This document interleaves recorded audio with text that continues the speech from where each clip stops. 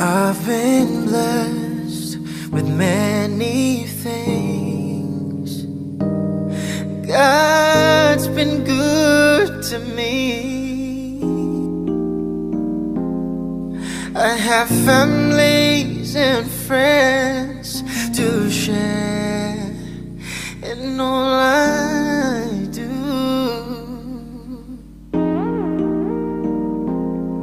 But if I lose it all and I'm left with nothing,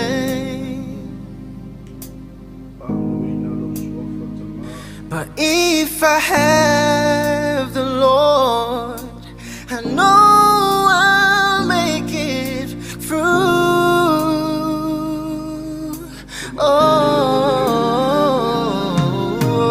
He's the only reason I live, but oh, what a reason.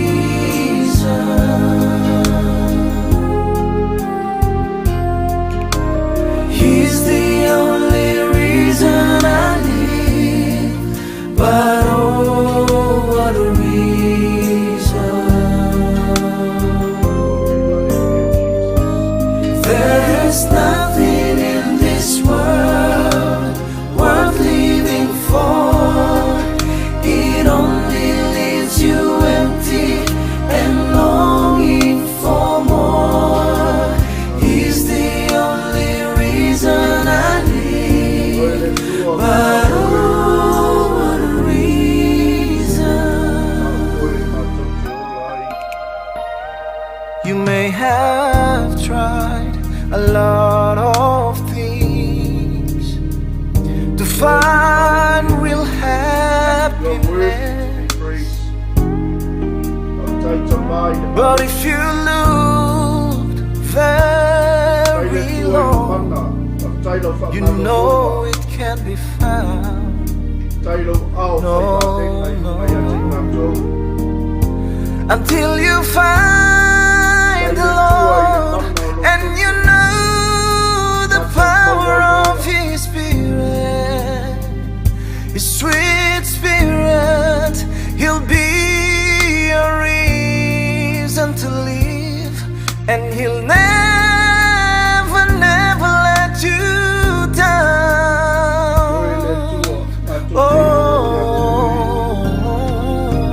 He's the only reason I live, but oh, what a reason. Oh, He's the only reason I live, but oh, what a reason.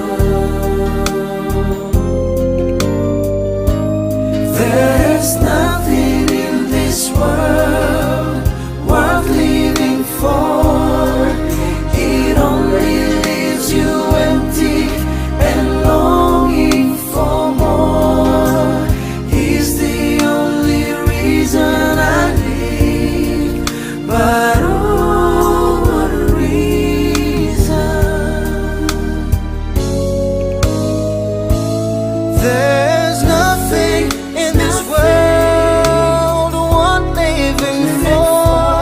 It only leaves you empty and longing for more. He's the only reason I live. Oh, He's the only reason I live. Oh, He's the only reason I live, but oh, what a reason. Hallelujah. Glory, glory, glory. Paftaitele lo mato o tua le fiafi. E mawaluma, e mamalu, e matautia, e sili ese lava oi.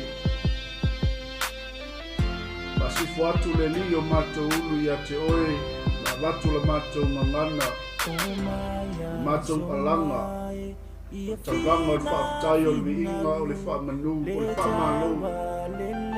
Lau pule whaasoa le rii o mato tangata, o mese le ii o le mato valawina.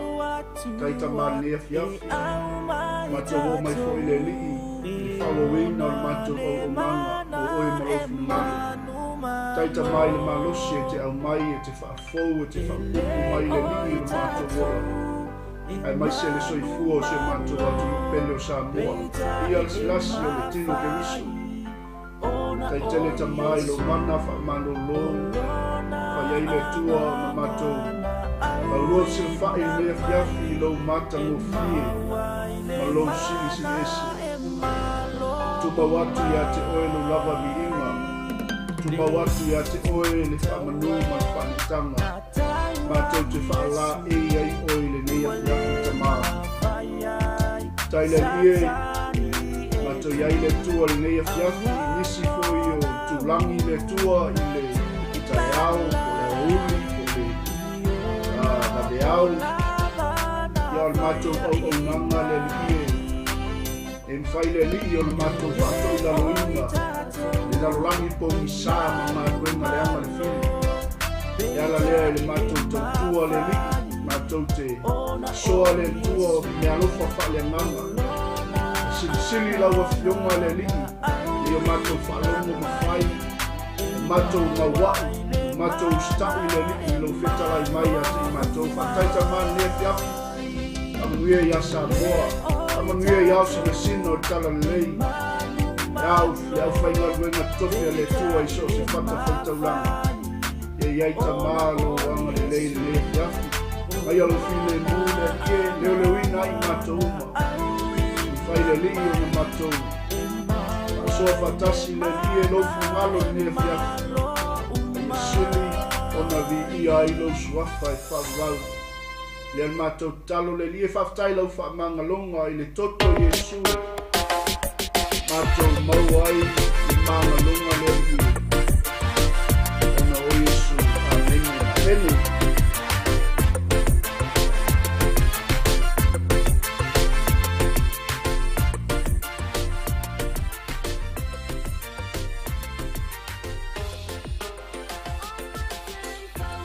Yeleli, oi patalo fatu Samoa nei vai ngole kia e patalo fama patalo fatu tato nanga le masumaleono tairo road ngeli sai tono filani ia o ile ofisa tono tato nanga o le Global Kingdom TV ia ko le tato TV Cristiano ia wale upu fola le tua o le savani o le au o le tala le lei ia i so se tu ino lila langi e patalo fatuai le lato uma lava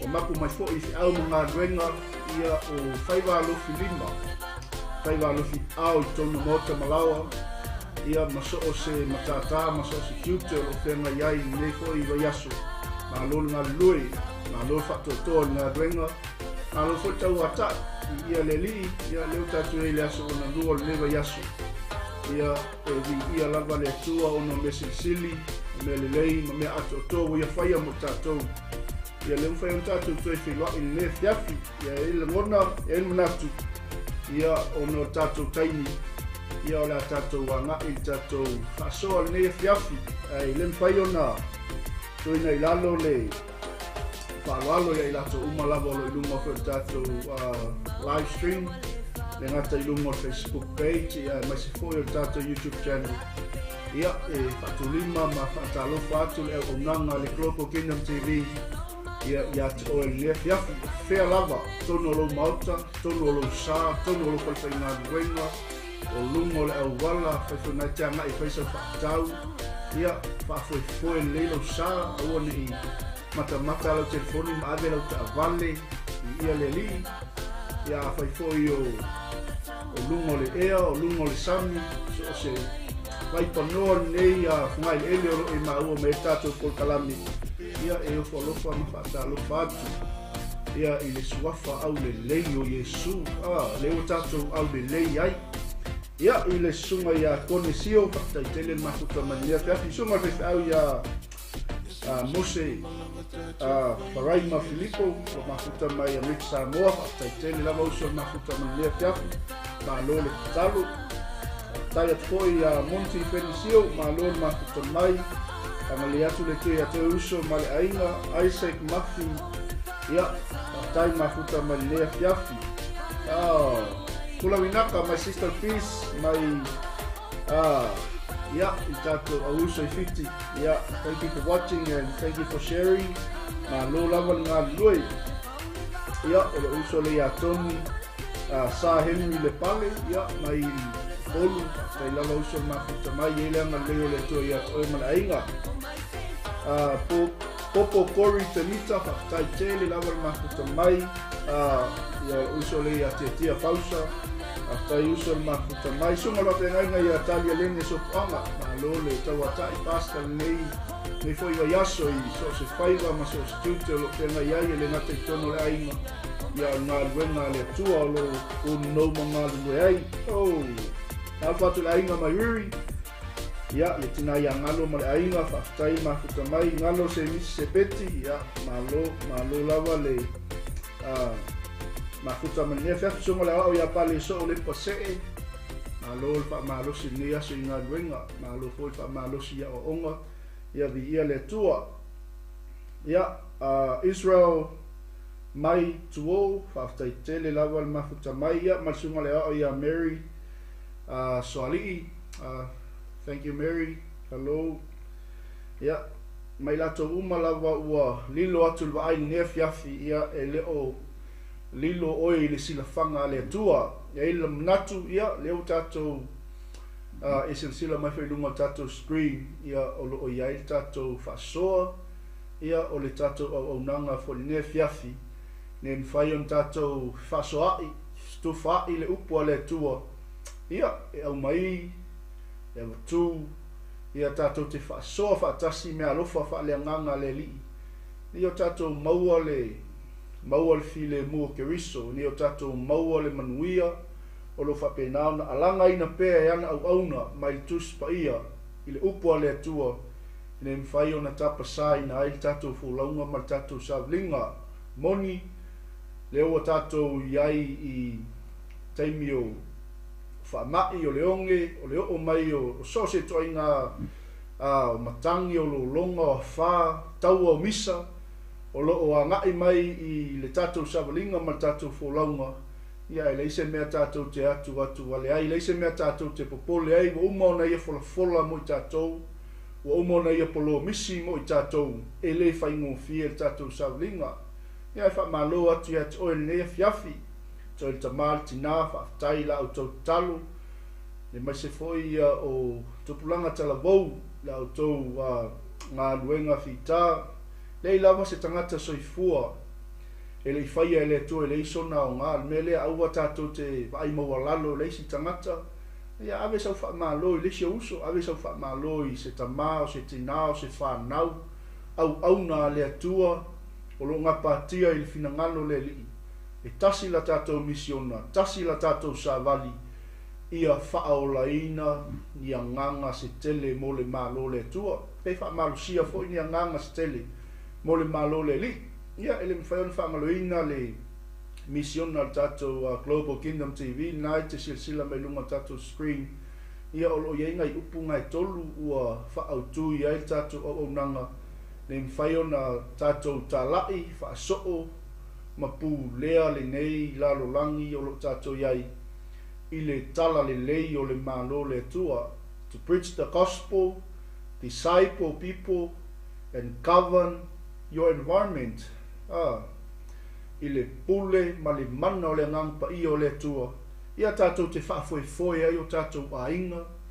tatou ministry o le wala auina ai o le tua tatou te whaafoefoeina I le mana leo le ngampa ia o le mana foi leo le ngampa ia o loo ia whaamaiteina mea le lei o loo ia whaamaiteina mea matautia I loo tau soifua o sa matou neiola ua whao ngai na I tātou I le fina ngalo pa ia o le tua mele maufa I le lalolangi e ofo tangata e te tangata o le lalolangi pe ao le teimi e whao ngai na I lau soifua ma lo ne yola I le fina ngalo le li le anga I le eisi wala au e sili atu I le wala au le tua I lau soifua ma lo ne yola e whapena na maufa I lalolangi mea lea e le o le vi inga o tangata ia sili o na maualunga le vi inga o le atua i le whaongaina o tātou te mumuli ina le tala le lei i so o se tulu inga o le arolangi a mata mai lava i tono o lo ainga a mata mai lava i tono o lo fale se tulou lau whanau o lau i kalesia o lau ministry ia se ia o atu masala lau atu i so o se tulu inga o le nei arolangi Wai lei lava po le ale tele o mea ngai mai soifuanga ma nei vai tau o lo tatou iai. E le ai ma se mea kako ke popole ai fua. Me kala lesko inga kako ia le happy a oli ai le li. Ai sea le anga e pau lava lea o le savali, pau lava lea o le fe au o le tala le lei o lo o fua ai le o mai o le ngata anga o laulangi. Ia o lo faa autuina i fo'i le au aunanga nei fo'i TV Cristiano ia o le tala le lei o le malo le atua e so o lololang ia o mai lo le iunga ia i seisi tala lata mai wana o le fina ngalo le atua wana o ia e le aise tangata na te silafia le taimi ma le aso i toia fia o mai ai le li faola ia e tātou te oi ta iala ma le upu whetalaia le atua mo i tātou pau lava lea o le sāwani o lo fua ai le ngata anga o le larolangi. Amen. Ia, sau ipu kofe, sau toast, whai ngai te mai moa mai sila mai whaafonga mai lungo o lau, ese le maa ngai a le ao ngā o le lau ai tono o lau fale. Whaasoa ai o manatu malangona, se o to lua, mai se o lau whanau, e te ao ai lau whanau, e te whaatonu ai lau whanau le upu a le atua. Ia, a wali tatou whaasoa ma tatou Paul Kalame, nea fiafi. Matalo whatu leu se a tesipale Paulo, so ngale awao, whaftai tele mafuta mai, lo whatu ati oi male ainga, whatua ia ta ele, whaftai ia sister, lo whatu ati oi male sunga ia por amo, mai se foi a istolo wai fale, whaftai mafuta mai, tina tuitea, whaftai tele lava le mafuta mai nea fiafi.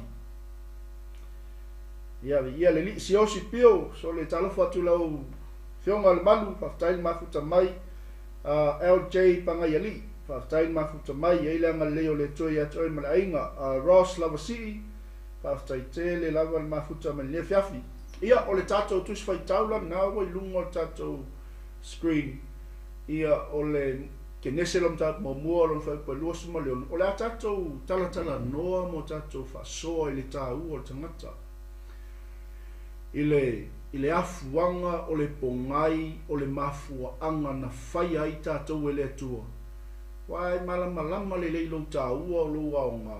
I le eia ma se mea e koe whaali kongo e lau savali o lau fōlaunga o lau au nanga i le malo le atua. Le anga o tātou le tātou te umana au mai e le atua ia te ole pule ma le mana. Wa umana wha ofuina i tātou i le mamalo le atua. Ua umau na whaia i tātou i le whaatusa o le li. Me lea, o lau savali, o lau tua, o lau tautala, so se ngai o inga i ke whaia. E atangia tuai lo tāua. E atangia tuai le potential le i tutonu i a te oi. Pea o ke me ke malama le ai, oi i a te oi. Me fui la le a o ke me a whaatia i lau fōlaunga, e o mai ai ia le whainga tā o le sawalinga mtofonga i ate oi. E ke kua e ke claiminga le mana o le atua o lo i ate oi. Satani, an wesi au e ke whaalave lave. Wa o le atalii, wa o le whawhine o le atua, wa umau na maosi whea ngainga malo ua lii whaaola, e leise mea toi whaalave lave ina lau savali mo Yesu ke riso. Hallelujah. Pei o le tatou whaasoana nefiafi, ina ima whai o na tatou mauaina le whaamanuianga lea. Ini mawhai on tātou mauaina le benefiti lea wa umau na au mai lea tō mai tātou. Ina aunge misi a kako. Wai kako ke le malamalama lo le tātou wa o ngā. Tātou le malamalama lo tātou tiute ma lo tātou mtawha ioi. Ia e ia le kaimi e ofi mai ai le whaavaibai, e ofi mai ai le au matā. E ofi mai ai le pai e ofi mai ai le musuwai, nisi kaimi a. Pea o le kaimia ngalo ia te tatou, lo tatou TAUA. Ia po le whaperetania, nai te sila mai lunga tatou screen, ia the uniqueness of man. Ile tatou bawa ai atula ia tatou whaasol nefiafi. Ina ia mawhai o na tatou malama le lei, ile whaamanuianga leo tatou maua ile TAUA, o le tangata a. Ne mwhaion tātou malamalama o ai tātou i tutonu o le mālo le lii. Ne mwhaion tātou malamalama i le mafua anga ma le mālosi ua tuina mai a te i tātou.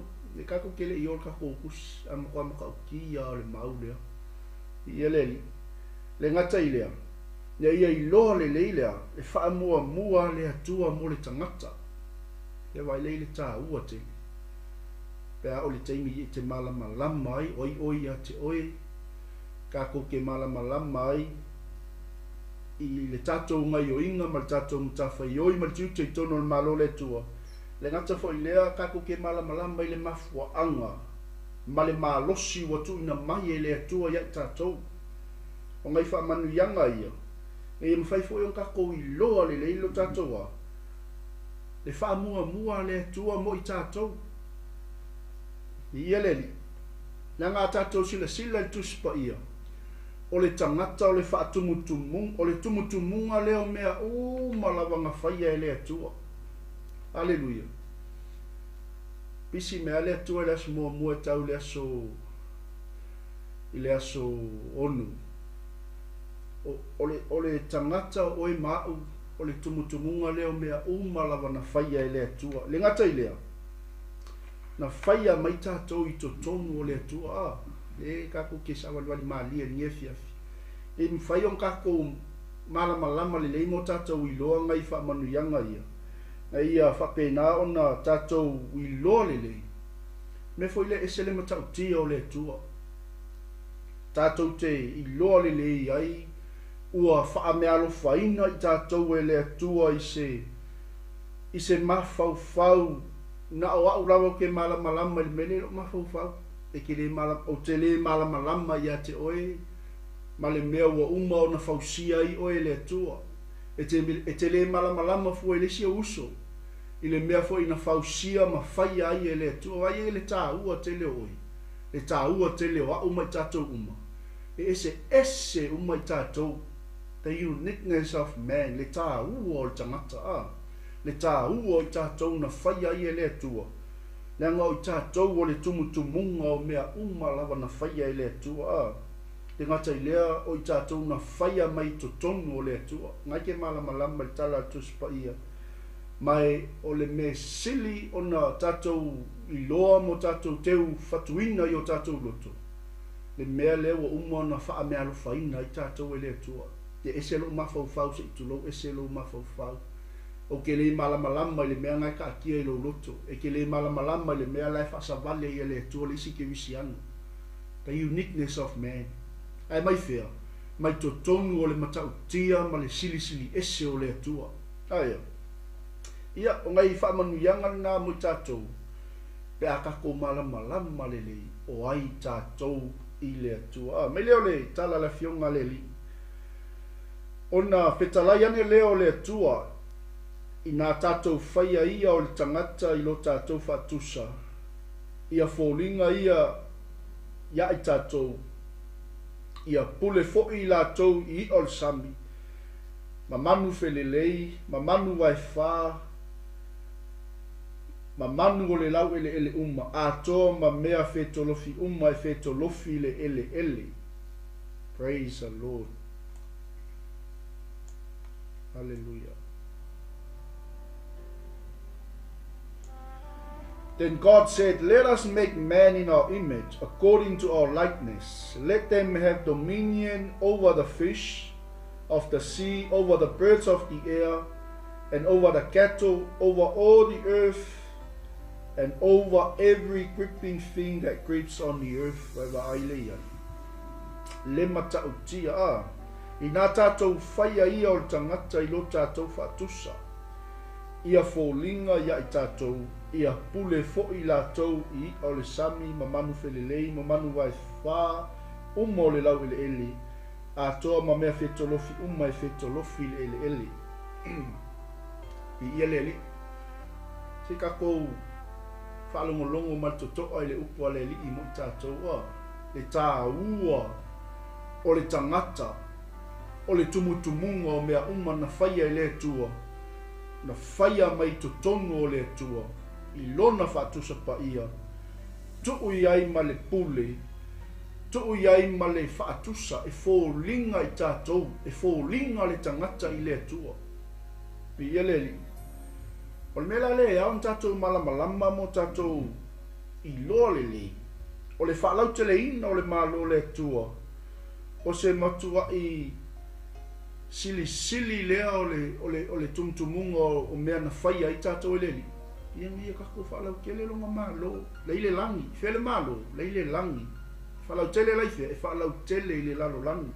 ameni ina ia mawhai o na fesosoangi mo i tātou na ia maua se malama o se manino e whaatau i le malo le langi ina ia manuia le tingi langa o le kako kaufukulinga ma le kako kamoenga le iei e le kingi me foi le afai wai kau fa vai afai wai kau sela wai mga umia se vai o ma la ngongo le la va au ane ngalo ya te oe au ane ngalo ya te tātou e le ting i ele ina ia manuia le ting ya o le atau la i atu le tātou whaasoangi ile whaamanino ina o le afuanga o le pongai o le mafuaanga o le faa mua ai maise o le faa tau uina o le o mai o le malo ina ua fio mai le tupu o le faa linga mai tuspa ia wala i faa soa mai o nisi o tustala o le a faa TAUA ina ma faa malamla mai le ala ia ile tato au o nanga au ile matai o e lua sumal faa le ia ile tato visiona ma le tato au nanga po tato mission le iai ina ia o tātou watu e whai nuu umalava masoo. Mantua lalo ifo, sifuru malilima, a ia o tau whaatali Jerusalema ina ia se ia maua e o tau le mana. E kua kele la le au o, e le o ma le mana.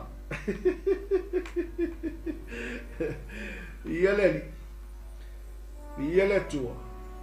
A wheatu le tua e kia ki whaakalina e whaakali lea.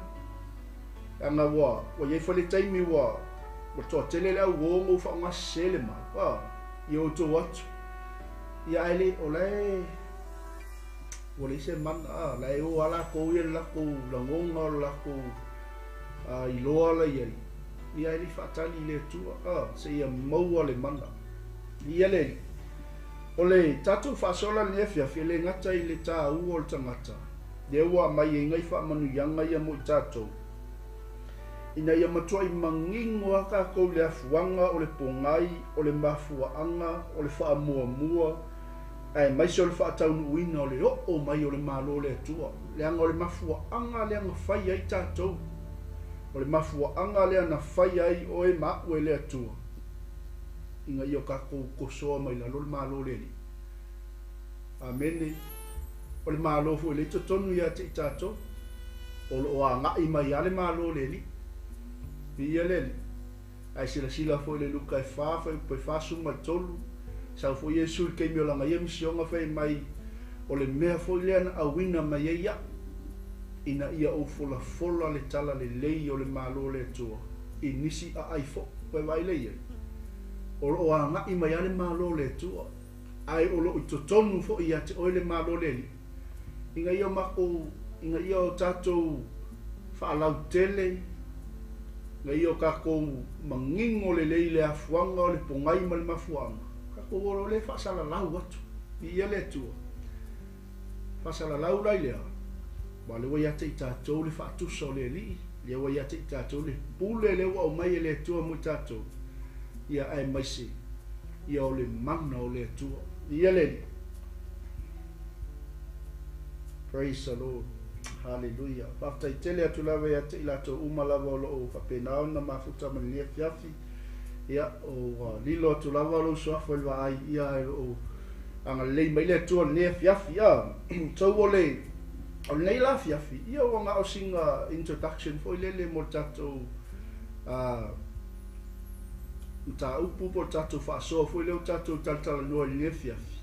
Ia e foi sau ko mengi po sau whaasoa, ke fia whaasoa mai e ngai e matala tatou comment section e a mai e la whaasoa, e o ngā umalava mo i tatou. Ai o ngai vaenga TAUA ia o le fia whaamatuu atu ina ia makua i o ai o tatou loto mo o tau finangano. Le TAUA o le tangata na whai ai e le atua. O e mao mai tatou uma, o le tumutumunga o mea umalava na whai ai le atua. Hallelujah. Ai maise o le wha mea lo whaina e le atua i tatou umalava. Te ese e le kai kukusa o male uso i a sunga foma i a temkarasi. E le tutusa o maltina i a ana i a popu. I ele ni vai i matautia ma le sisili ese o le atua. Le TAUA na whai ai oe, le TAUA na whai ai tatou uma. E ese uma tatou. Ao tatou umalava.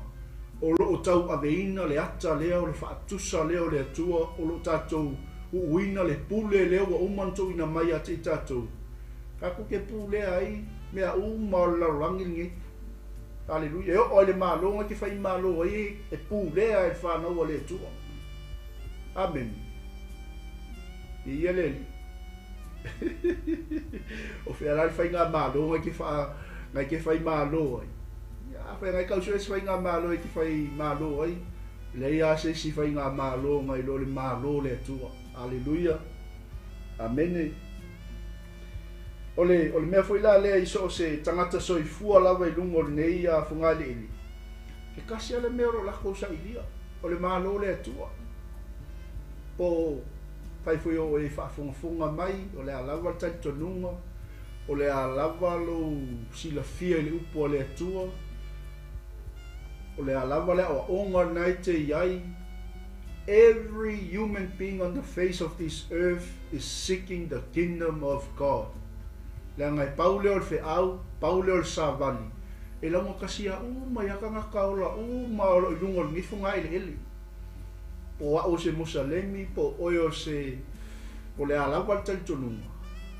Every human being on the face of this earth is seeking the kingdom of God. Ai sea, a foi la e lako foi kala e kulau Yesu le o Musalemi, fe mai po Musalemi le lako Yesu. Ai lako foi o le siva e ngala kala e koe lau Yesu, e e foi mako perfect. But if you preach the kingdom of God, yang o le message lea ma le sa vali lea o le wheau lea na sau Yesu langa misionga. O le malo lea tu. Fe mea matai e whawhi po suma le fitu. I nā sala mo ia o tou a wawa lata mai le malo le li. Pai ngō fia i o sa vali Yesu a. E la taitonunga le waunanga, e le a fia fo i matangi i le polkalame le nefiafi. Ai o le tua lalo lava ia, a whea kausu e se sa vali i ka o loo whapenga onga e momoliina i whai tutoa o so se taulanga. Ai le wheau o le malo le tua. Nanga fo i sea. Le anga o le malo le atua, le ei kongu le whaaulatanga, le ei totonu le maliu, le ei totonu le toi tua Yesu, le ei tonu whaamalo lunga Yesu, mea umala, everything is in the kingdom of God. Praise the Lord. Aia. O le toa tele lau tangata, o lo soifua, ma ola i lungo le nifu ngai le ili. Lako ke le oilo, o le mele la lau te sailia. O le mea foi la ngā wewe i le hata mai o le atua. E poto le atua, e malama le atua, i lana tangata sa whai. Mea wele o la kako ke popole lesi waenga, au ke popole lesi waenga. Tali tonu oi le meua e tali tonu oi le meua o inai oi, tali tonu i tato uma le upo le atua. Whai lau tiute ma la mutafa i oi. Tā lai le tala le lei o le malo le tua. Whaaso o ina tangata. Ai mai se ia pū lea o tātou si o manga. I le mana o le nganga pa ia o le tua. Amen. I ele. ia a kongu foi o misa kala ese mena lo ki sa ilia o sa ili sau fale mo o sa ili sau ka wali fo o sa ili sau fa ngua fa ka ngisi wai le ai ka ko ke va ai vai taimi mal vai tau ne ngisi foi la sa ili le pule ke le fa nga malo vai vesi o sa ili ngol pule ia le ale tali e lei lava seisi mea o loo ta oto i totono o le finagalo le atua le tali o mea uma lava ia o loo leiloloa ai toʻatele o tagata laga foi laelau ke saʻilia afai foi la le ua e malamalama i le mataupu o le malo le atua o le savali o le feʻau o le tala lelei ia gakia kakou laga foi e ia le taimi o le atua e oo ai le tala lelei le lisi kagaka laega ke saʻilia amene e leo se mea la kako ke mika mika i leanga o le TAUA le mawhai ai tātou e leli kako ke a whaasalau kele ai lo tātou i loa o le whiau o le malo le atua mai leanga o le waenga la e se ala ko mea la e se ala ko mea la e la unga e se ala ko mea la e whami the message of the kingdom of God o le source pei o se vai kele hoi le o le malo le atua la e kongu whaolakanga la e kongu le maliu o Yesu o lona toi tu ma lona soifua manu malo mai wha malu lunga everything is under the kingdom of God mi ele le anga e pau leo le sa vali mal feau e launga kasi ai kanga kau mala pole al koe inga kai kongunga. Every human being on the face of this earth is seeking the kingdom of God. Amen. Yo la TAUA telo tato. To tele la tangata. La sa ilin pule, la sa ilin me fa fia yo la to tangata. Ai ke lo le manguia le o umanga polo misi ma folo le to mo tato. O le manguia tali. O me ele ke me e o to le onge lo fale ele ke me o mai ele le fa no yo tato ai le ma fai ma ko e fo e se le manguia le o mai le to ya tato amen ia le a fai la ngai ke leng si me ngai ke sailia ia atonu ya nga fo tato fa so ne fia sa ili mua le malo le tua malana ami ton. Praise the Lord. Mata yo ono fa ko tolu suma tolu anga ila lo tolu suma le lima. Esele au le lei o le upu le atua mo tato uma. Ngai mo lo le mea uma e ke manga oi. Amen ya fa ko so esa wa va. Po so to lua, o sa wo. O ke po pole. Really. Seek first the kingdom of God. When you know your purpose, you know your uniqueness. Ele ai ma se me ki popole mai ko wale ai. E o mai foi le mai ya te tatou langa kingo le pala. Al tangata moni le toton. Le anga ile kaimi ka ku ki koe foi ai. Ile mea mo ka ko mai ai. Amen. Wala ngale ka ku kele yo o ku ile. Ile toi fa mo tuino le malo. E koe fo ia la ka kou le mea ka kou mai ai ia leli langa e TAUA oi e TAUA tatou umalawa auala ne ngalo ia te tatou lo tatou TAUA nga fai ai tatou e leli o tatou o le tumutumunga o mea uma na fai e le atua amene ia leli o le mea ngana fuafuaina e le atua e vea ai tatou ina ia whaamalosia ma puleo tatou tūlanga ma le si o mangu. Pai wai le iei. Kai sila iei le mau. Ka ko fai kau le le mali toto. Fai ai tatou ilo na whaatusa e fōlinga ia te ia au mai ma le pule. Ka ko ke pule ai mea mai lungo le funga i le ili. Pai wai le iei. Ia leli ia anga lele yatu le tua ia o ne fiafi aftai atu ia lato malawa o mafuta me ne fiafi ia au na le tua au fai ngalu na tofi le li ia fa malo fa aftai mafuta me ne fiafi ia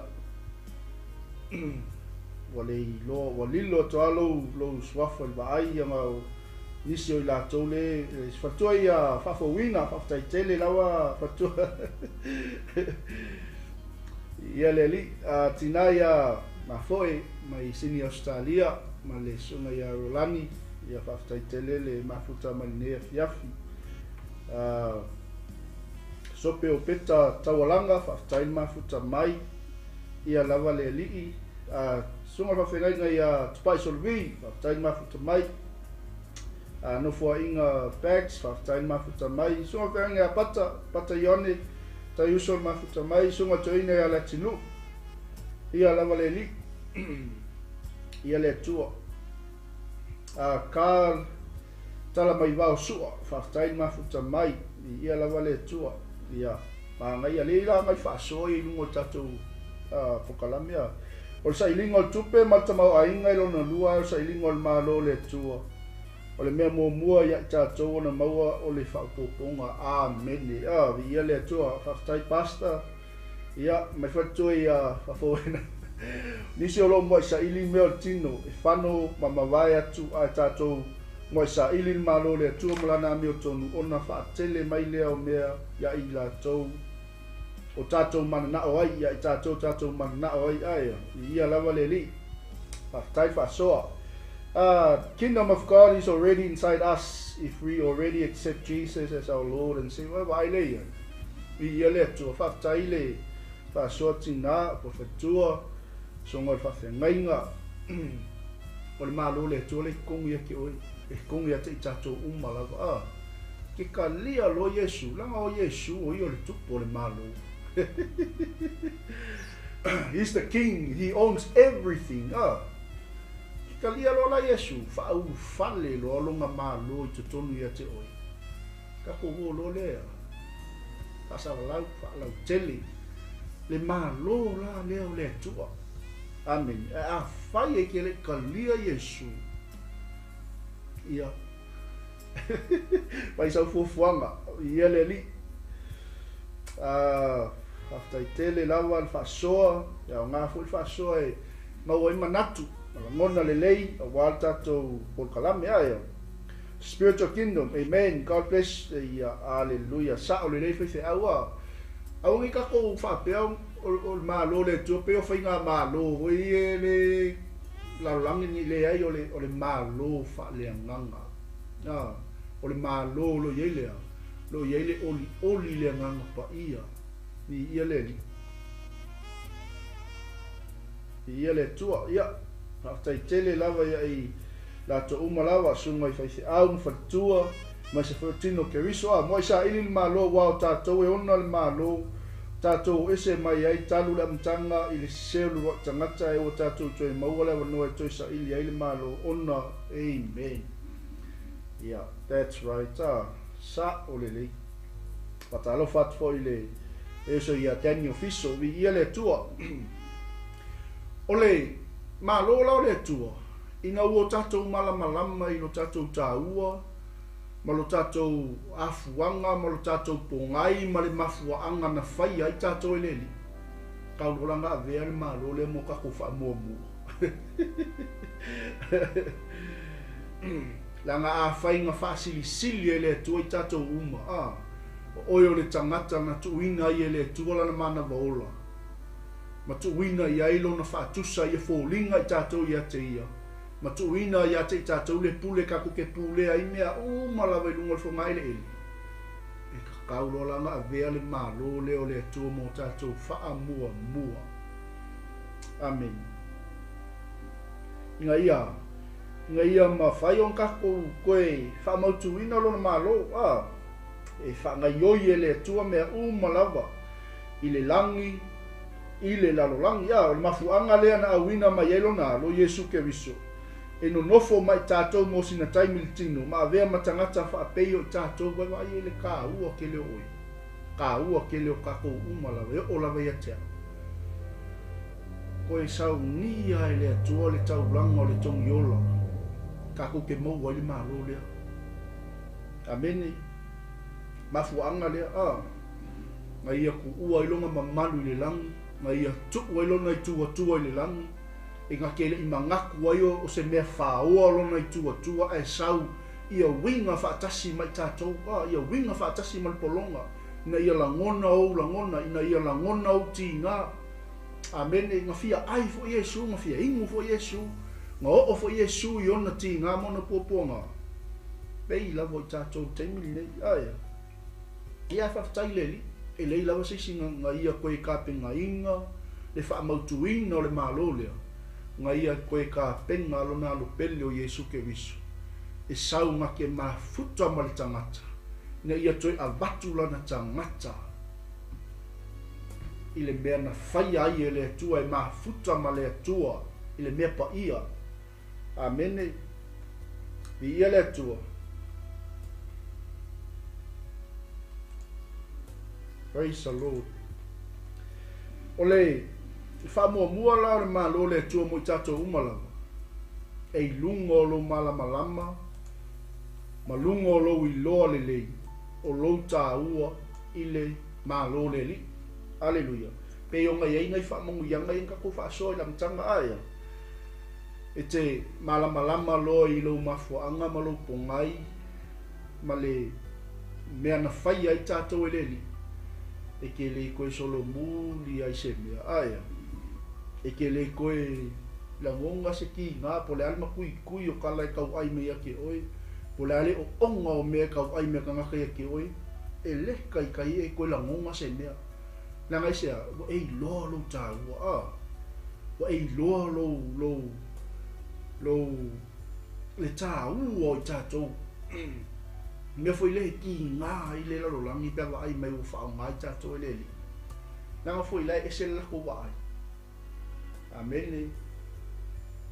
E o la Paulo e ui o lo tātou sawa vali le tinu. A lo tātou taua e le wha le tinu o lo tātou taua aia. So o le wha mua sili lao le atua, o le toi wha mautuina o lona mālo i le langi, i le lalolangi. O le mafuaanga lea na awina mai eilo na alo Iesu ke viso, e no nofo mai tātou mo sina taimi le tino, ma avea matangata wha apeo i tātou, wai le maa ngai ke le au. Ia tātou i loa le lei, o le taulanga o le tongi ola na saunia le li i mo tātou, inga i o kako maua le mālo lea. O le kako ke maua lo le mea lea, le lau o mele ngā laua lunga i le fina ngalo le atua. Nga ia ka te ngā inga ilo ngā alo pele ilo na loto. Alleluia. Kako maua lo le, wha mua le o le fina ngalo le li. Amen. So God's highest priority is restoring the kingdom of heaven on earth. It was to this end that He sent His Son Jesus Christ to earth to live among us for a time, to take on human flesh and become one of us. Yeleli. Sa wala yo Yesu langa famsionga. The very first public statement na leli ifaula. Olanga la unga mua ai man lele le tupo le malo. Ia o tou salamo. Ina salamo ia o tou walata mai le malo le langa. Ia leli. E mai tustu singa ale tangata o matai o talu mai eina fua o na tala i atu i Yesu. Ua whape atu ina salamo ia o tou. A wawa lata mai le malo le langa. Amen. From that time Jesus began to preach this message. Repent, for the kingdom of heaven is near. O le whai ngofia i o sa vali o le malo le li. Alo whaamawalalo alo loto, ta lia Yesu, whaanfotupu Yesu i a te oi malau sa valinga, malau fōronga. You have the kingdom. Amen. You preach the kingdom, you disciple people, you govern the society with the power of the Holy Spirit. Langa mea umayang sa Yesu whai langa misionga, malanga ngaluenga nga awinga ma iaie elona tama. Inga ia koe whaamotuina le malo lea. Praise the Lord. Eila lesi translation ngo kango kushi leila. Ngo le ngamangu wia ilo lotu whai mai. From that time, Jesus began to preach and say, repent.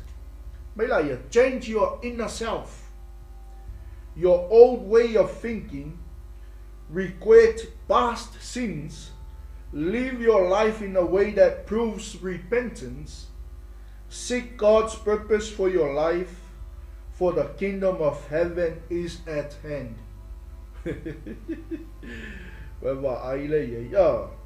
Change your inner self. Kakukangaka ia. Le baba ai mei matalalang. Femela yo le fionga le tua mo tato. Sui o tato tangata I te tonu. Your old way of thinking, sui o tato manatu tuai manatu fou. Pe o la paulo se o yake riso tangata fou ia. A whaila wa e whaau whaleina Yesu I lo loto. Wa e whaana fo tupu Yesu I lau savalinga malau fo launga. Kaku ke le koe mawhau I meo le tuana. Pe o la paulo le kalesia Filipi. O le mea leo ki whaangalo ngalo I meo le o le tuana. E uka mo e punga wa I mea oi le lumana. Amene. Mai leo paulo. Inga wa o maua Yesu. Wa ota mea uma. Ia le lia. Mai change your inner self. Longo winga. Ma koe sui alu tangata I te tongu. Awa kam whai e whaakauni au la e mangi me ke wai oe inga Yesu yei oe le ai tala tuspa ia. Change your inner self. Mai la ia, your old way of thinking regret past sins.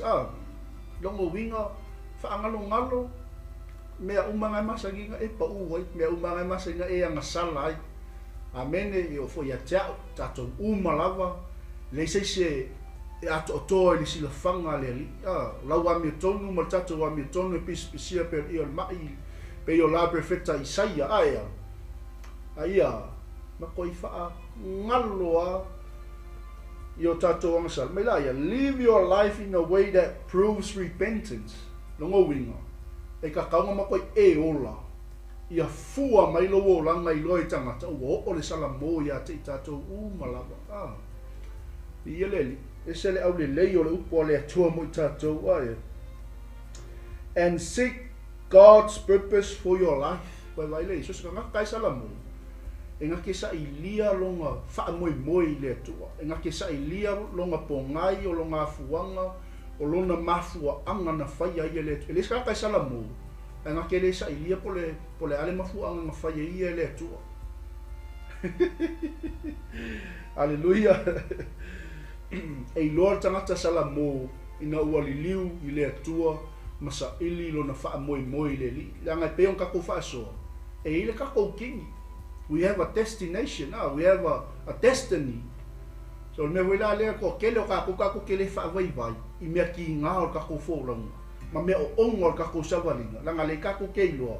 Le kako ki kepa kau la I a li tini o le tatou tamu enga. The kingdom of God. Le malo le atua. Mai la ia. For the kingdom of heaven is at hand. Wa lata mai le malo le atua. Ia le. Praise the Lord. Ia pe ona ia tatou tusina I le matai ono tosu maltolu aia. Aia o tō mo sa ili le malo le atua malana mi o tonu. Ona whaau popoina atu lea o ia mea ia te o tō. Praise the Lord. But seek first the kingdom of God and His righteousness, and all these things shall be added to you. Lua mea whaimele la unga Yeshua sa ili. Kele o meang whakunginga Yeshua masoo. Ngoa tono le upua le atua. Ngoa I tele o meang whaatonu Yesu. Le au Utaia o le au tusi upu, le au Farsai o le au Santorini. O le au ali ia le whaia onga tuspa ia. Ai lua mea wha me Yeshua sa ili. The kingdom of God and His righteousness. Ia lele. So na la unga la Yesu le malo ma o le malo. So as us. Ele mfaingo kako kalia Yesu, mfa ufale Yesu yo tatou tangata. Ai kako kele la unga inga le sa vali ma le au o Yesu. Le sa vali o le tala le lei o le malo le tua. When we preach the kingdom of God and reach all four corners of the earth, then the end will come. Amen. Ken mia kako ke tala i le tala lelei, la unga le tala lelei o le malo le tua, e so o loa la kulu ingo le lalulangi le tala lelei. O mai lo le unga o le lalulangi o lo whapenga onga.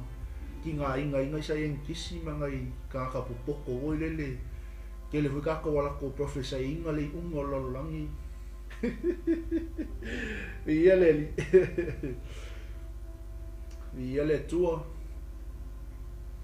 malo le whaasoa ne fiafi, malo le whaftai lava le patoi laloina le leanga i le lei, wawa i le maangai o le upo le tua whaftai tele lava whatua, le si mele i roma su whaaso malfitu o le malo le tua ilo mea aipo mea inu a o ai o le ame o tonu fi le muma le oli le anganga pa ia aia, amen.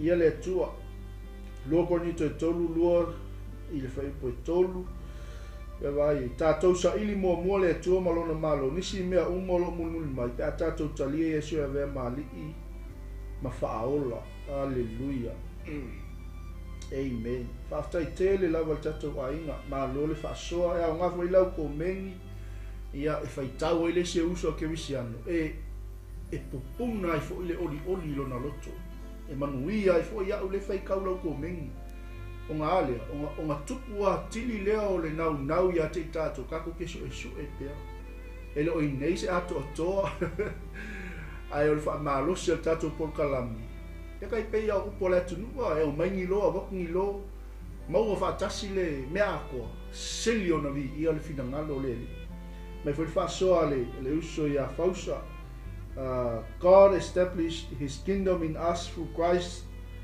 truth, so we tell the same kingdom to others, Christ Jesus. Le ta uol ngai sala ia le ta uol ngai fe au. Amen. Yang ke ho fesiling se fa fela isi. Ele se fa. Ole mea batu ele tu ia te o ka penganga o lau sa ilinga. That is the message of the kingdom of God. Hallelujah. Ako ke popole a fai ole toi tu anu.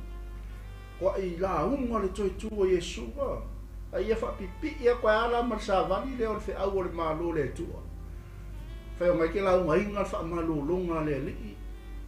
Ma ko i ku ia ka ko se la pasenge. Lango mea malawa, everything is in the kingdom of God. Pusa pese package hoi le malo le li. Ai. I ele tu. Ngai ke wai se sili mai fa pe fa fea la le. Kuringo ke mongi ma isi fe au le inga la fa le nga inga isi fe au I kongo. This book is a prophetic book and it's all about the royal family, the kingdom of God. Amen. My love ile kenese kalfalinga. It's a prophetic book. It's all about the king and his kingdom and his royal family. Yeleni akaku ko angala fai ka o le constitution le o le malo le ka ko ke fai malo le malo le tu. Once you have mastered the constitution of the kingdom of God, esa la lau watu le tala le lei o le malo le tu ya tu mo le lang ya le atu lau le angol ka ko misionga le angol ka ko misionga le ia makua I mamau le aru le tala le lei ia makua I ulu ia ayo fina ngalo tangata ma se ka ko Samoa our community ina ia mafai langa e le fa ola inga se me au la ka fa Samoa ia mafai le tual palang ia fa ola inga le palang fa ele tua le si me au de fa ola inga le si me au dia ka ku Samoa ia a fai fo e fa fonga malnesias ia o tato o ka ko va e fa tele hallelujah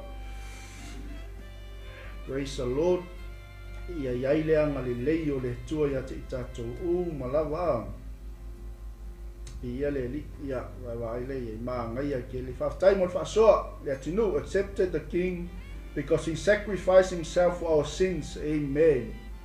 O leo ia ke riso tangata fou. Hallelujah. Moni ma fa maoni. Mai la ia fatua ia mafoi. A whai ua mamau ese ma le mālo le atua. Na maliu ma toi tūlo tātou wali o Yesu Keriso. Ina ia toi restore tātou i to tono lona mālo. Praise the Lord. Amen. A tātou le whatangaina le mālo i le atua i to tonu ia i tātou e tele fo i manuia tātou te le o iai. Vai e le au le lei o whaasoa o le whanau a le atua. Amen. I ia lava le atua whaftai a whatua ta ele, whaftai foi au na le atua mo le whasoa, roma e lua, sfulu lua whaipa e lua, a toi fuata ina o tātou loto. Praise the Lord. Sui, makua i ka lepe au kako mawhauwhau kuai, koe whaafou. I ia leli. Praise the Lord. Ia na, whaatoi laloina le leanga i le lei. Patalo fatu fatua te pora ma lo le ngulu le yaso mai la io o le e le ini me fa popo pe ale sa ili mo le ma lo le tu a fai lava le ai tu mau lava ile metas o no winga tatou te le i mau lava le ma lo le tu ia nga moni ma fa ma oni ai. Praise the Lord. Le fa pe ka ko ke manga fa popo mai me o le manuia ma me uma lava o le tinu ai ka ko ke le o sa ilia le ma lo le tu. Amen. Pa fenka ko sa ili malo le tu, wa fesili le. Pa fenka to sa ili le malo le tu. Ya. Le upu le li. Langa ka ko sa ili lo le malo le li. Ka ko sa wa vali lo le ami o tonu le tu. O la wa fa foi fuengo ka ko ainga ka ko sa ili le malo le tu inga. Ia le li. E o le fa foi ingo fainga malo. O nuku mai kalesia le anga mea umala mai kaunga wha foi le ami o tonu o le atua. Amene. E leilo la se ami o tonu o le atua. Nongo wika kako kele o sa ilia le malo le li. Amene. Aftai at fatalo fatu le sungai le au ya tupai ya pe white malo lava uso le ngā lua li naitu o le malo le li. Malo fut fatoto nga wenga yeleli repent and accepted the king of the kingdom because he sacrificed himself for our sins yelnga kako salamo matalia tupul malo la ngoia lenga faya le lenga faya sauniel taulanga mo tato mai fa sortina ya ana ya popo tato nau pele upo le tua malona malo ona fa popo ina le ia le tele o fa manuianga le ngata le tino sili le anganga. Hallelujah. It's all in the package of the kingdom of God, healing, deliverance, resurrection. Amen. Ia wa ile ia ile wa so sani mai fo ia fatua ia mau auna le ia ia nga sa o lele sunga faton ele fa pela fa ele pole samo e nga ke fa le nga inga le sa bo ai sa unia mata pena ina o ma o ele tu ka ku ke le o le la mi ka ku ke o le la lo langi o sa bo ma ko ke le la lo langi o sa bo le woia ele fa solo muli lai bo le samo e ke alo koso mai ko kongo le malo le li amene au ngai mangu malo inga le malo pongisa. Praise the Lord.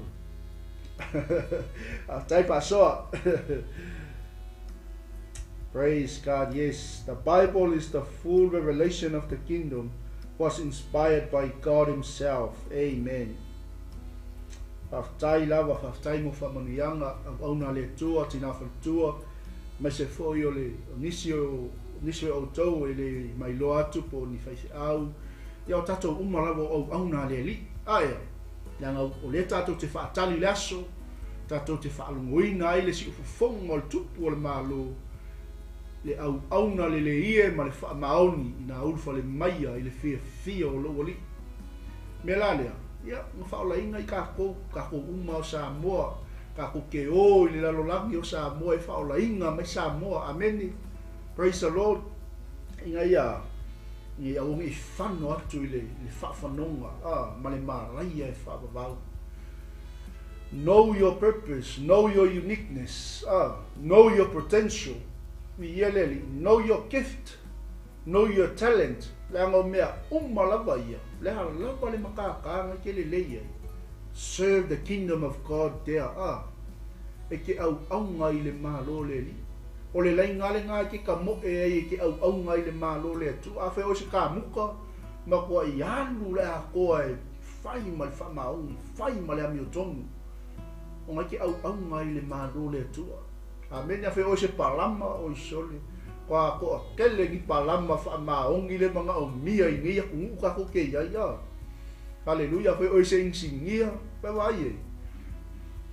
That's your lane. Wa mai ele ko ki ka mo e ai mai ele tu e ke sa ili e longa malu. Praise God. Fai o se fai fe au sei tu low au na le tu mea malavo wala wina i tatou e le tu. Ka ko ki sa ili le malo ina. Ai faia i le ami o tonu o le li. Hallelujah. Afta i tele lava mo le nea fiafi. Ia lava le tua aia. O le tatou whaasola na. O le malo le tua o le o ngātou tongu au tū le o le sāvali e sūmalana misiona. Ma o le sāvali ma le whi au fo i le te tau ona langona e le lalolangi uma. Ona o tangata o le laulangi o lo sa ili le malo le tua. Praise God. Aia. E se le. O se fe au masa vale lango tasia umai lava tangata. O se fe au mo ke risiano. Wai e. Puta yu taia. Musalemi sa yankisi. So se kuai ngā kalikongunga. So se kuai ngā oa onga. So se kuai ngā kapua inga. Pei on kalango aku kako whaasoa ngefiafi. Every human being on the face of this earth is seeking the kingdom of God. No matter what. Ko le a lawa kalikongunga. A le kaimia lai maua i kama ia le. Le mea le lo ke sai. Le wai lai le o. Amen. Pei fo iau tatou. Tatou malamalama i le malo le atua. Tatou malamalama i le sa vali o le tala le lei. Le kako ke wha maa losi ai. Le kako ke kula ia ai kai au umai whailo whaiwa. Hallelujah. Whailo tiute malo mutafa i oi. Wa o le tamaha. Oi o le tinanga. Oi o le whanau. Oi o le tangata ngalue. Tātou o le au whai ngā luenga whaatasi ma ke riso. O le kako waa lea le whautele ai. Ia whaatala le le ina. O tātou si o si o manga. I o tātou whaasa oina tangata. I o tātou pūlea o tātou si o si o manga. I le mana o le nganga pa ia o le atua. Praise God. Hallelujah. Ia le li. Tau o le mālola o le atua. O le o ngā tutongu au tū leo le sa vali e Yesu malana misiona. Ma o le sa vali ma le fi au foi le tauna langona e le lalulangi umala. E vai le e. Le anga e langonga umalo e le lalulangi le sa vali le. Ma le fi au leo le tala le. Kalo ma le longo. Uma ma le kaimi. Ili lo ma le pua le tua. Praise God. E au kako ki whakamala. Au kako ki whakala le le kaimi ngai. Tala i le tala le lei o le malo le tua. Wha o tangata. Pu leo tātou si o manga. Leo wa umaunga. Wha ofuina i tātou e le tua i lono wha atu sapa ia. Whaia i tātou i fōlinga i le tua. Au mailo ma le pule. Pule la le ngā mai e le amakanga le pule. Ia o mea keminga i le exist na le pule le ngā mai e le tua. Ai sea. E ke le loa lolo tāua ma e le loa loa o ngā. Le au ngā lo le pule lea. Ameni. Ia os whaasua ngā mo tātou le hafi hafi. O se fe au masa vali e launga tasia umai lava tangata. O se fe au mo ke wisianu. E le ngata la mo na o ke wisianu. Au so se tali tonunga le au Utaia. O le au Musalemi. Le au Sayankisi. O le au Sue. O le au popoko i ia leli. Lau kasia i kako malava. Amene. So lono winga o le malo le tua o se fe au masa vali na tea. Ma whaia o na tuu whaatasia tali tonunga matapu o inga. A tātou malamalama lai le afuanga mai o le malo. O le a tātou malamalama ai le o langa e taun tātou wolai. I le neila lo langi. Praise God. This is the only message that will transcend all religion. Amen. When we understand the concept of the kingdom, we will understand how to live effectively on earth. Ka kuke malama loa ile malo le tu ka ko lo le ko inga o langa ka ko wola i lungo le funga le ni. Amen. Ia le tu. Ia ai ko fa wa kui ele la foi vai aso ia tato o kalame ia o le TAUA o tangata, or the uniqueness of man under the kingdom of God. Ka kuke whaafoi ai o tatou ainga, nuku e kalesia, maisio le atu nu, male malo, apea le malo le tua lo tatou whai malo ai. Mo le atu le nganga whaaftaitele lava, ia, sunga i foi le, sunga i whaifi au whatua, sunga i whaafia ngainga, ma se foi o toe ina, sunga ia wao mautou whatua, ia o le tino ke riso, o le ainga o le atua, whaaftaitele lava le sosoanina foi o tatu whaasoa ne fiaf pe on talano atu o lau kumengi, ma lau whaasoa e ta tala aili fina ngalu e fi sosoangia ko ile nganga pa ia ilis kanga ngai mai moa mai ma whaafonga mai ma whaitau lau kumengi ia o ngā tupu ai leo o le tatou i loa le lei o le tatou TAUA ma lo tatou wao ngā na whai ai tatou e lele. Amene, na whai mai tatou i to tongo le tua, ma ia manga vainga le manga vaola ia te oe ma tatou uma. Whai ai tatou i lona whaatusa ia fōlinga ia te ia. Ma tu ina mai le pule ia te tatou, kaku ke pule ai mea umala. Alleluia. Ia, bea inei taime whaatai atu ai foi, ia, lo ainga, me se foi o tino ke riso whaafonga mai sa moa wau i ona i tu tele mona i tu taulangi whaatai tele lava le mafuta manea fiafi ia o le tatou whaasoa lea, o tatou pokalame lea, o tatou aunanga lea nea fiafi ia e tawalunga i foi tatou aunanga nea aso e mole atu lea nganga whaatai tele lava i au auna lea tua ia o matou ngā lua i foi lungo nei au aunanga ia walava le au le tala le lei ia mai lava i le songa whawhiangainga i Arolani ma whetoia ma foe i sini Australia ia o loo ngā lulua mai ai ia la ua foe i nai tu o le malo le li ma si foe o le songa whawhiangainga i a Fiwalesi mai Samoa ia o le tatou songa foe whawhiangainga i a whamnutu tanga le vau ma whetua le sa ngā lulua i foe nei aso ia mai si foe ia o le songa whawhiangainga i a tila lei ma whetoia Vailoa ia ma au lava le tua sila fia le li lo swafa ia ona e festo tele o to ia ile anga le o le li ile o matongu fo neva yaso e fai ona tofsia i tatou ile o ma le tamau ainga fa le nganga fa au ai pea tatou faiva fa au ai pea lo tatou tiute mo tatou tafa ioi ia ka ko ke ngalu lue ai le fina ngalo le li fea lava ua totoina ai oi o le ministry o le malai le ngau fa foi ai e le tua oi ki ngalue ai tatou sa eli le malo le tua malanga mi tonu la ko maua le o mea lava lo tatou nau iai mea lava lo tatou mana na ai ia ina ia mawhai ona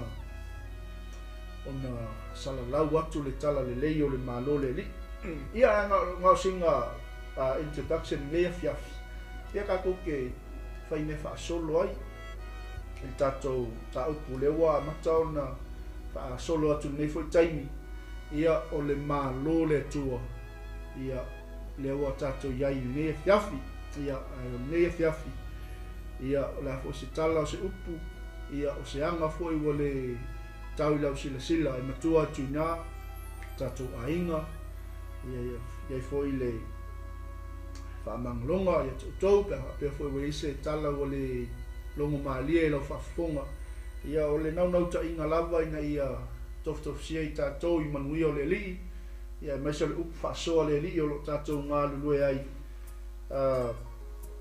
I le aso ma le aso whaftai atu fo I whai au pasta ATF whaftai mafuta mai le fiafi I le au nanga tato daily bread ma lo la uso whaftai fo I whaasoa tai fo I malosa ili le li malona finangalo songa fo I le whatonu o le Water Flows Ministries songa I tupai songa Alfred White ma lo le ngā lulue mo le tua malona finangalo o Amerika koloni ya ai e pisi au na le tua e le mafai langa foi ese ale wala ko I lo la tu TAUA le wala ko mala malama I le wala au le tua le wala to mala malama I le malo le tua le avea ka ko pisi me langi ma me la ka fia ai ma ka mi ai le finangano le li praise the Lord ya after ya to le fiafi ya to umalava ya ono le so sonina fo yo tato por kalame le fiafi ya ile anga le leio le to ya to emlo ainga ya le aso fo ya taiau tato por kalame o le tutu lima le afi le sunga fa ngainga ya fi wales ya ona so mai fo le sunga fa ngainga ya rolani tato daily devotions ya matato por kalame o Israelu nupa ya ko fa penalti penainga le sunga ile missionary Alicia Felema Yava ia ma se foi o nisio por kalame fa uma fo neva yaso sunga fa ngainga ya te wati ia ma sunga foi fa ngainga ya pastor Talia Lene ma le sunga fa au ya le tnu se oti ia ma le sunga fa ya tu maunga ma moi malai ia ma so se au nanga lava ia ile nga leo le tua ia whaamami e tele le tua I whātautoria fo I o tō whanga nei pō ia me te nei ia mali tato au nanga ia manu ia tele whainga malulongo ne fiafi ono Yesu amene amene whaftai tele ta mal ne fiafi e lawa se mea mātou te mawhaia pe au no maoe whaftai anganga pa ia e te whesoso ni ina le li o mātou tangata e lawa le tua le tele o mātou ta penanga ma mea umalawa e whaia lava le mea I te finangalo iai. Taisio mātou atu no pele o Samoa I le tapo inga e mesifoi o lato whanau no manu a wai a whaiva o tama whanau a Samoa I so o se I tūlangi po so o se vaenga o nei ke lopi o lo mātou nopia iai iai le tōlo wanga lei tui nātu foi le whai unga neva yaso ia mga luenga o toyo neva yaso yo au ia pui ma la vea I mātou I le toto Yesu ia mātou talo le lie wha mangalo I mātou tamali ne whiawhi sa mātou tala o le tau tamali I lau whafonga o no Yesu amene amene